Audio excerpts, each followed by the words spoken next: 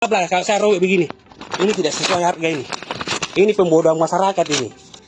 Jangan menipu orang dengan kau pasang harga yang murah di sana beda di sini, tidak boleh begitu. Tidak sesuai SOP ini juga. Sedikit-sedikit ada lebihnya mau disumbangkan tidak? Ini kan tidak jelas ini. Ada tidak pemberitahannya ini Bupati? Viral pembeli ngamuk uang kembalian jadi donasi hingga harga di rak dan kasir beda. Beredar di media sosial sebuah video yang memperlihatkan seorang pelanggan minimarket di Polewali Mandar, Sulawesi Barat, mengamuk saat berbelanja di sebuah minimarket ternama pada Selasa, 5 Agustus 2025. Pelanggan tersebut merasa ditipu karena harga yang tercantum di etalase tidak sesuai saat melakukan pembayaran di kasir. Warga bernama Ali Jeng meluapkan kemarahannya di depan kasir setelah menemukan perbedaan harga. Ia mengaku membeli sabun pencuci piring yang tertera seharga Rp10.000, namun saat membayar, harga barang tersebut berubah menjadi Rp10.900.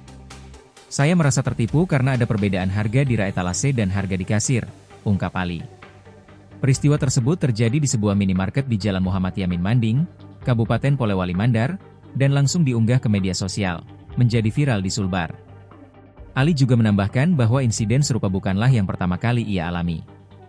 Ia pernah menemukan perbedaan harga saat berbelanja di minimarket di luar Kabupaten Polewali Mandar, seperti Kabupaten Sidrap dan Bone.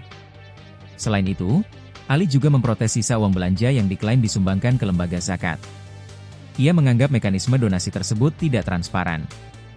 Jika memang ingin berdonasi, seharusnya dana tersebut dikelola oleh badan terpercaya agar pertanggungjawabannya jelas, tegasnya. Download Tribun X sekarang, menghadirkan lokal menjadi Indonesia.